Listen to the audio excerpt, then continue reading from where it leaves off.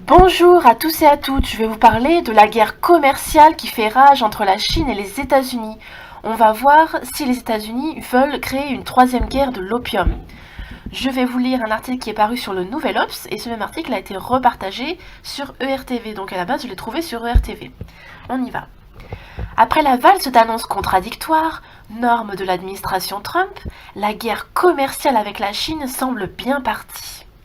Le 6 juillet prochain, les États-Unis vont remonter de 25% les droits de douane sur 34 milliards de dollars de produits importés de Chine. Et Pékin va répliquer à l'identique.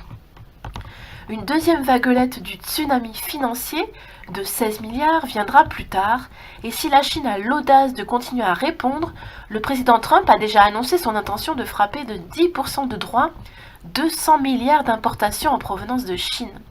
Donc ils augmenteront encore plus leurs frais de douane. C'est qui fera le mieux. Qu'importe, puisqu'il reste confiant dans ses élans sur Twitter qui évoquent irrésistiblement la cour de récréation de l'école primaire. Je cite. Le président Xi et moi, nous resterons toujours amis. Donald Trump, après son succès de librairie The Art of the Deal, espère visiblement faire mieux et qui sait remporter le prix Nobel de littérature avec son prochain ouvrage. Je cite, l'art de gagner une guerre commerciale, avec une stratégie simple qui ne ferait oublier ni Clausewitz ni Sun Tzu. La Chine m'envoie 500 milliards de marchandises quand je lui en envoie 130. Elle manquera de cibles possibles de rétorsion avant moi. Sauf que ce calcul génial oublie deux choses. D'une part, le surplus américain de 40 milliards de dollars dans le secteur des services, dont cette administration n'a que faire, ils ne savent pas où mettre tous ces investissements. Il lui faut du bleu de travail, du prolétaire, du mineur de charbon et surtout les coquets chiffres d'affaires réalisés par les entreprises américaines. 550 milliards de dollars, dans ce qui est aujourd'hui la deuxième économie mondiale. De quoi rétablir un équilibre de la terreur. Quelques exemples au hasard. En premier, Apple, qui réalise dans l'empire du milieu 20% de ses ventes, auprès des Chinois suffisamment aisés pour ne pas acheter les mobiles ou tablettes de ses 4 concurrents locaux, donc des concurrents chinois, ils préfèrent Apple. Ensuite, en deuxième, Starbucks, qui réalise aussi 20% de ses ventes et qui ambitionne de doubler le nombre de ses boutiques dans les 5 prochaines années. En troisième, les producteurs automobiles américains, objet de toutes les sollicitudes présidentielles, qui tiennent beaucoup au marché chinois. Celui-ci a dépassé en taille le marché américain en 2009. Sachant que d'après les complotistes anglophones, les voitures sont stockées par centaines voire milliers dans des parkings excentrés par surplus d'invendus. Donc ça c'est ma petite parenthèse. Ensuite en quatrième, les recettes en salle d'Hollywood se tassent sur le continent nord-américain, comme en Europe. Moins 2% en 2017 à cause de la concurrence d'Internet et du streaming.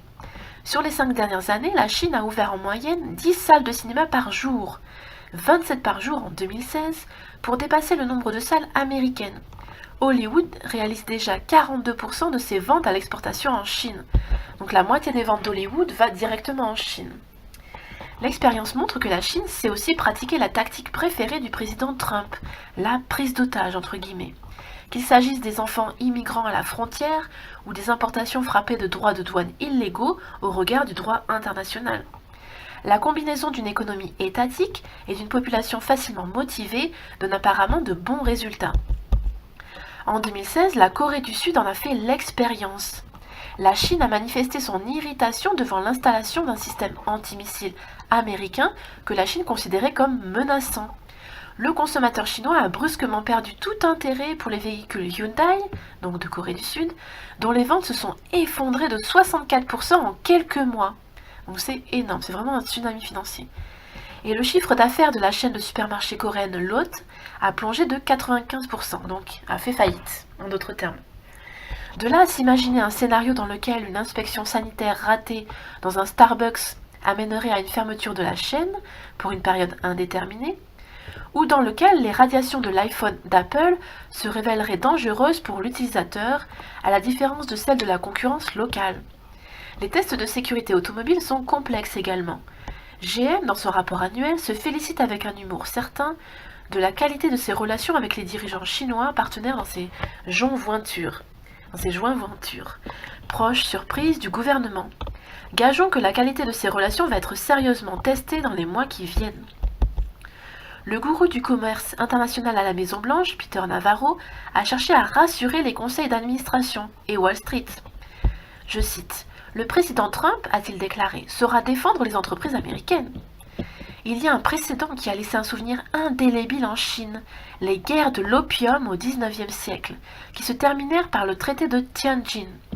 Il imposait à la Chine un droit de douane uniforme de 5%, l'extraterritorialité pour les commerçants étrangers et la libéralisation du marché de l'opium en Chine. Mis à part cette dernière condition, c'est largement la teneur du mémorandum donné à la partie chinoise par la délégation américaine en Chine, les 7 mercenaires, en mai. De là à imaginer la troisième guerre de l'opium, il n'y a qu'un pas.